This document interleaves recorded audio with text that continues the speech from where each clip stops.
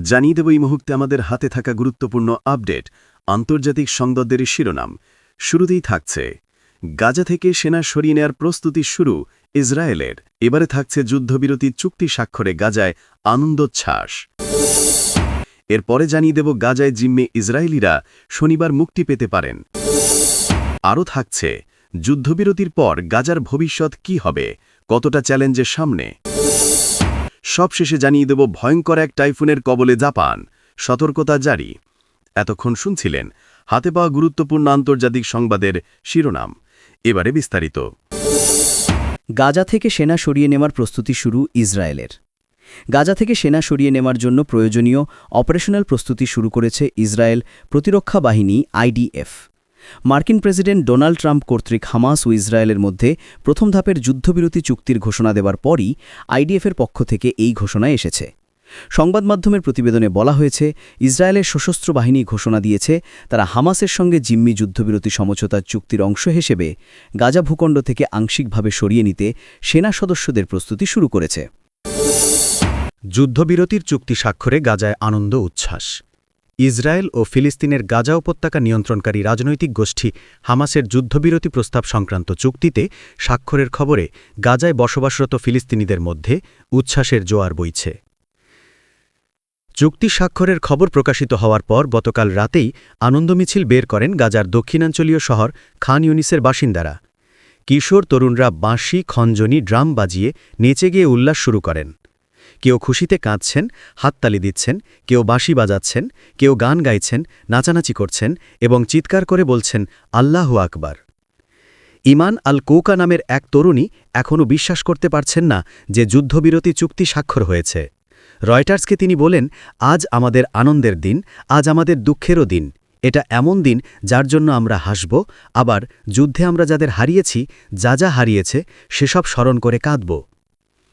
আমরা শুধু আমাদের বন্ধু, স্বজন এবং বাড়িঘরই হারাইনি, আমরা আমাদের শহর হারিয়েছি। এই যুদ্ধের মাধ্যমে ইসরায়েল আমাদের প্রাগৈতিহাসিক আমলে ঠেলে দিয়েছে। ইসরায়েলি বাহিনীর বোমায় বাড়িঘর হারিয়ে গত বছর খান ইউনিসে দেইর আল বালাহ এলাকায় আশ্রয় নিয়েছেন গাজার অপর বাসিন্দা আহমদ দাহমান। রয়টার্সকে তিনি জানান, ইসরায়েলি বাহিনীর বোমার আঘাতে বাড়িঘরের পাশাপাশি নিজের বাবাকেও হারিয়েছেন তিনি, কিন্তু তাকে দাফন করতে পারেননি। ধ্বংসস্তূপের মধ্যে বাবার মরদেহ রেখেই নিরাপদ আশ্রয়ের দিকে ছুটতে হয়েছে তাদের।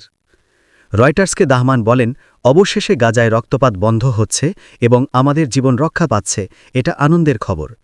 তবে আমি যুদ্ধ পরবর্তী পরিস্থিতি নিয়ে কিছুটা শঙ্কিত। আমরা যখন ফিরব তখন দেখব যে কিছুই আর অবশিষ্ট নেই। আমার বাবার লাশ ধ্বংসস্তূপের তলায় রেখে পালাতে বাধ্য হয়েছিলাম। বাড়ি ফিরে আমার প্রথম কাজ হবে বাবার দেহাবশেষ খুঁজে বের করে তার দাফন সম্পন্ন করা। গত 29 সেপ্টেম্বর সোমবার স্থানীয় সময় বিকালে ওয়াশিংটনে যুক্তরাষ্ট্রের প্রেসিডেন্টের সরকারি বাসস্থান ও দপ্তর হোয়াইট হাউসে গাজায় যুদ্ধবিরতি সংক্রান্ত নতুন একটি পরিকল্পনার ঘোষণা দেন ট্রাম্প। তাৎক্ষণিকভাবে ইসরায়েল ও মধ্যস্থতাকারী দুই দেশ মিশর ও কাতার সম্মতি দিলেও হামাস তখনও প্রতিক্রিয়া জানায়নি। পরে 3 অক্টোবর শুক্রবার হামাস সম্মতি জানানোর পরের দিন 4 অক্টোবর ইসরায়েলকে গাজায় বোমাবর্ষণ বন্ধ করতে বলেন ট্রাম্প। তারপর 7 অক্টোবর মিশরের লোহিত সাগর তীরবর্তী পর্যটন শহর শারমাল এশেকে ট্রাম্পের প্রস্তাবের উপর বৈঠক শুরু হয় ইসরায়েল, হামাস, মিশর, যুক্তরাষ্ট্র ও কাতারের প্রতিনিধিদের মধ্যে। সেই বৈঠকে 2 দিনেরও বেশি সময় ধরে আলোচনা চলার পর গতকাল রাতে ট্রাম্পের প্রস্তাবের প্রাথমিক পর্যায়ে বাস্তবায়নের প্রতিশ্রুতি দিয়ে স্বাক্ষর করেছে ইসরায়েল, হামাস। এই পর্যায়টির স্থায়িত্ব হবে 6 সপ্তাহ। এই 6 সপ্তাহে নিজেদের হাতে থাকা সব জিম্মিকে মুক্তি দেবে হামাস।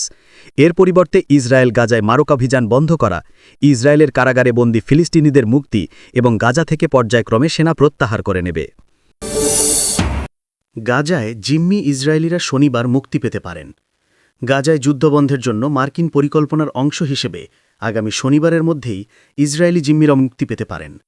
চুক্তিটির বিস্তারিত জানেন এমন একটি সূত্র জানিয়েছে, চুক্তি স্বাক্ষরের 24 ঘণ্টার মধ্যে ইসরায়েলি সেনাবাহিনী ওই ভূখণ্ড থেকে আংশিক সেনা প্রত্যাহারের প্রথম পর্ব শেষ করবে।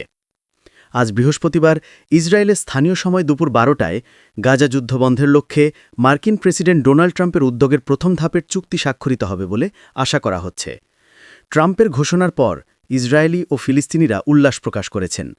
এ ঘোষণার মাধ্যমে তার পরিকল্পনার প্রথম ধাপে যুদ্ধবিরতি ও জিম্মি মুক্তির বিষয়ে চুক্তিতে পৌঁছানো গেছে। গাজায় এই যুদ্ধে ৬৭,০০০-এর বেশি ফিলিস্তিনি নিহত হয়েছেন। ইসরায়েলের নির্বিচার হামলা গাজার মধ্যপ্রাচ্যের চিত্র বদলে দিয়েছে। ২০২৩ সালের ৭ অক্টোবর হামাসের হামলার জবাবে গাজায় ইসরায়েলের নির্বিচার হামলা চালানোর দ্বিতীয় বার্ষিকীর ঠিক একদিন পরই দুই পক্ষে এই চুক্তি হল। মিশরে পরোক্ষ আলোচনায় ট্রাম্পের ২০ দফা কাঠামোর প্রাথমিক পর্যায়ে ফিলিস্তিনি ভূখণ্ডটিতে শান্তি ফিরিয়ে আনার বিষয়ে একটি চুক্তিতে পৌঁছানো গেছে। এই চুক্তি পুরোপুরি বাস্তবায়িত হলে দুই পক্ষকে আগের যে কোনো প্রচেষ্টার চেয়ে যুদ্ধ থামানোর কাছাকাছি নিয়ে আসবে। গাজায় ইসরায়েলি হামলা অনেকটা আঞ্চলিক সংঘাতের রূপ নিয়েছিল। ইরান, ইয়েমেন, লেবানন এমনকি কাতারের মতো দেশে হামলা চালিয়েছিল ইসরায়েল। দক্ষিণ গাজার খান ইউনিস শহরের একজন বাসিন্দা আব্দুল মাজিদ আব্দুরব্ব বলেন, যুদ্ধবিরতি, রক্তপাত ও হত্যাকাণ্ড বন্ধ হওয়ার জন্য মহান আল্লাহকে ধন্যবাদ। রাব্বো বলেন, শুধু আমি একা নই, পুরো গাজা উপত্যকা খুশি, পুরো আরব জনগণ, সারা বিশ্বই যুদ্ধবিরতি ও রক্তপাত বন্ধ হওয়ায় খুশি। তবে গতকাল গভীর রাতে ট্রাম্পের ঘোষিত এই চুক্তির বিস্তারিত তথ্য প্রকাশ করা হয়নি বা এ সম্পর্কে বিস্তারিত কিছু জানা যায়নি। ফলে অনেক অমীমাংসিত প্রশ্ন রয়ে গেছে। ওসব প্রশ্নের মীমাংসা না হলে আগের শান্তি প্রচেষ্টার মতো এবারও চুক্তিটি ব্যর্থ হয়ে যেতে পারে। ট্রাম্প নিজের মালিকানা সত্ত্বিন সামাজিক যোগাযোগ মাধ্যম ট্রুথ সোশ্যালে এক পোস্টে লিখেছেন, আমি অত্যন্ত গর্বের সাথে ঘোষণা করছি, ইসরায়েল ও হামাস উভয়ই আমাদের শান্তি পরিকল্পনার প্রথম ধাপে স্বাক্ষর করেছে। ট্রাম্প আরও যোগ করেন, এর মানে হলো সব জিম্মিকে খুব শীঘ্রই মুক্তি দেওয়া হবে। একটি শক্তিশালী, টেকসই ও চিরস্থায়ী শান্তির প্রথম পদক্ষেপ হিসেবে ইসরায়েল তাদের সেনাদের নির্ধারিত সীমানায় ফিরিয়ে নেবে। ইসরায়েলের প্রধানমন্ত্রী বেঞ্জামিন নেতানিয়াহু বলেছেন, চুক্তি অনুমোদনের জন্য তিনি আজ মন্ত্রিসভার বৈঠক ডাকছেন। নেতানিয়াহু একটি বিবৃতিতে বলেন, পরিকল্পনার প্রথম ধাপ অনুমোদনের সঙ্গে সঙ্গে আমাদের সব জিম্মিকে দেশে ফিরিয়ে আনা হবে। এটি একটি কূটনৈতিক সফলতা এবং ইসরায়েল রাষ্ট্রের জন্য একটি জাতীয় ও নৈতিক বিজয়। যুদ্ধ শেষ করার বিষয়ে চুক্তিতে পৌঁছানোর বিষয়টি নিশ্চিত করে হামাস বলেছে, এই চুক্তির মধ্যে ইসরায়েলি সেনা প্রত্যাহার ও জিম্মিবন্দি বিনিময় অন্তর্ভুক্ত। হামাস বলেছে, আমরা নিশ্চিত করছি আমাদের জনগণের আত্মত্যাগ বৃথা যাবে না। আমরা আমাদের প্রতিজ্ঞার প্রতি বিশ্বস্ত থাকব। স্বাধীনতা, সার্বভৌমত্ব ও আত্মনিয়ন্ত্রণের অধিকার অর্জন না হওয়া পর্যন্ত আমরা জনগণের জাতীয় অধিকার কখনো ত্যাগ করব না। জিম্মিদের কয়েকদিনের মধ্যে মুক্তি পাওয়ার আশা। হামাস ও ইসরায়েলের মধ্যে চুক্তি হচ্ছে এমন ঘোষণার পর গাজায় আটক ইসরায়েলিদের পরিবারগুলো তেল আবিবের হোস্টেজ স্কয়ারে জড়ো হয়।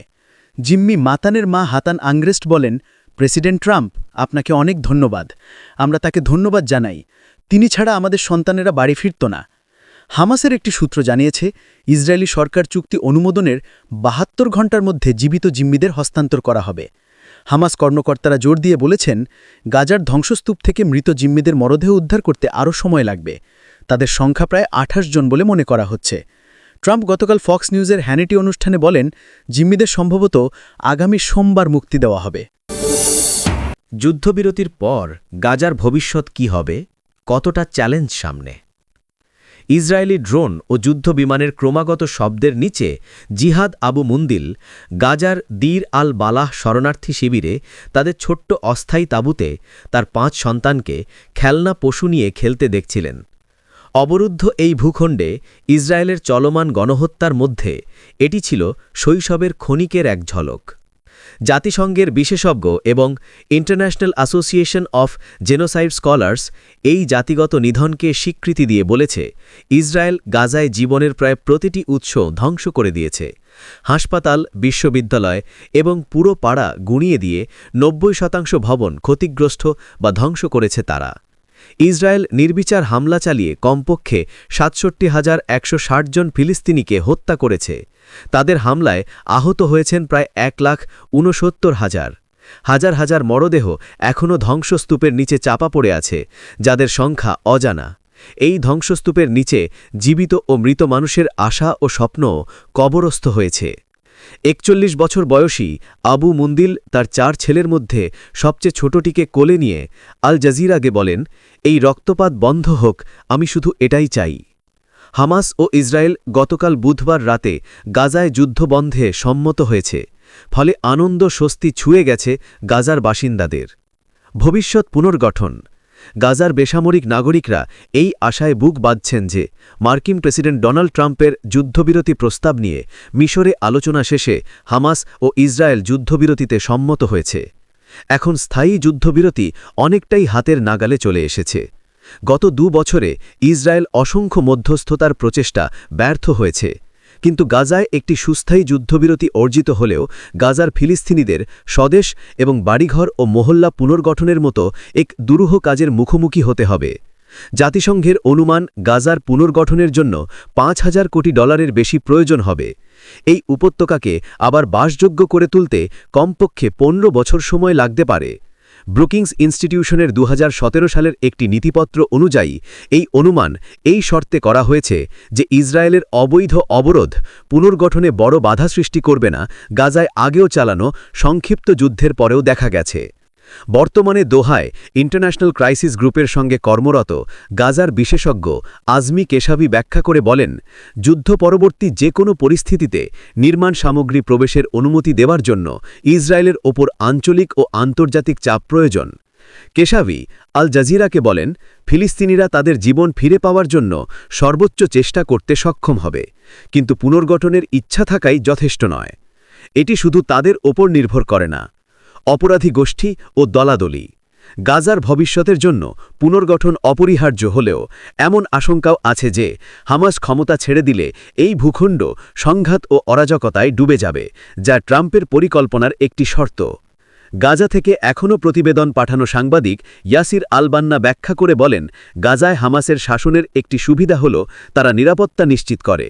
এই গণহত্যার সময় ইসরায়েল ইচ্ছাকৃতভাবে গাজার নিরাপত্তা বাহিনীকে হত্যা করেছে এবং কুখ্যাত অপরাধী গোষ্ঠীগুলোকে মদদ দিয়েছে, যারা গাজায় আসা সামান্য ত্রাণ চুরি করে সর্বোচ্চ লাভে বিক্রি করেছে। কেশাভি মনে করেন, এইসব গোষ্ঠী এখন সমস্যা হলেও ইসরায়েল গাজা ছেড়ে চলে গেলে তারা টিকতে পারবে না। তার বিশ্বাস, ফিলিস্তিনি সমাজ এই বিত্রাহাদীদের একঘরে করে নেবে।